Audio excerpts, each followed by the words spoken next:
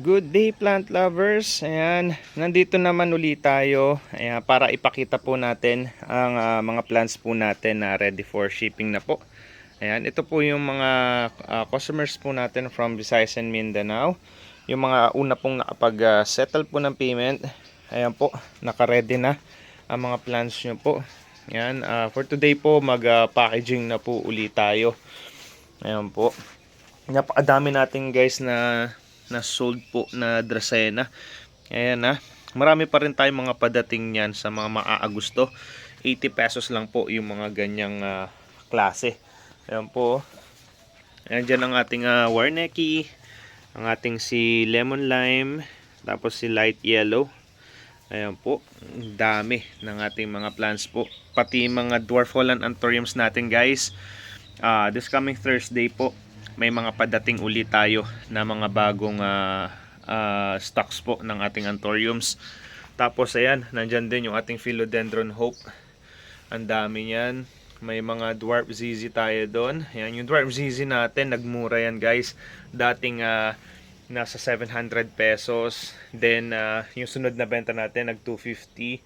Tapos nitong last live po natin, ay naging 220 pesos na lang. Basta magbagsak ng presyo sa farm, ibibigay natin ng mas mura po sa inyo. Ayan. Ang gaganda rin yan Ayan mga ating Dwarf Holland Anthuriums. Ayan. Tapos may mga ano pa rin tayo dito na i-shipping. Ayan. Big size po na Dracena. Ayan po ang ating si Gold Code. Tapos marami tayong padating din ito ng ating White Victoria. Guys, si White Victoria po ay nasa 2,000 plus po dati ang presyo niyan. Ngayon, yung bagong release po ng form, kung di ako nagkakamali, 420 pesos na lang yan. Yung mga padating natin.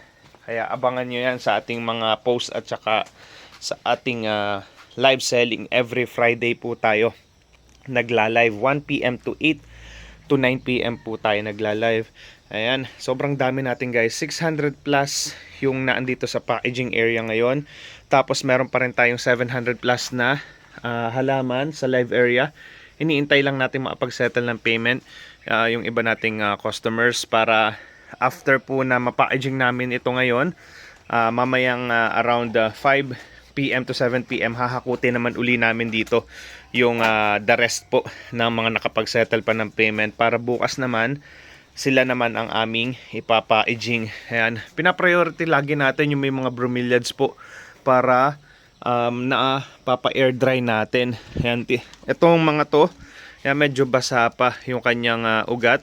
Kailangan kasi maganda ang pagka-dry niyan or konti lang ang pagkabasa niya para hindi po ma-root rot sa biyahe po. Ayan, tapos the same time, ito po, ayan, mamaya pagka medyo tuyo na yung kanyang lower part, yung root parts po niya, ayan, babalik rin naman natin para mapahanginan naman po yung middle part niya.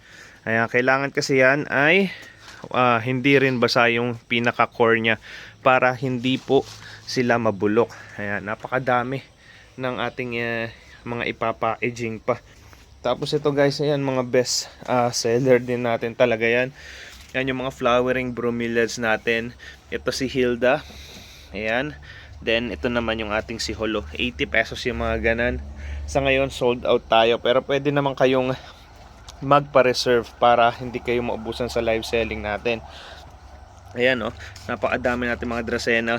Ito naman yung ating blue coral. Ayan, 60 pesos lang din yan. Ang ganda rin ng kulay ng bulaklak niyan. Blue-green. Tapos ito, sa ngayon, ito sold out na tayo dito sa ating Golden Selum. Ang marami pa rin tayo guys, ito mga aglaws natin. Ayan, ang dami natin. Tapos yung mga propagations natin ng ng Pink Princess. Ayan, malapit-lapit na rin siguro yung iba nating mga propagations po. Ayan, sige guys, dito na lang tayo. In-update ko lang kayo kung ano yung mga ipapa-aging po natin. Ayan, napakadami niyan guys, kaya see you. Ayan, thank you so much po. Kung hindi pa kayo nakasubscribe, pa-subscribe na po sa ating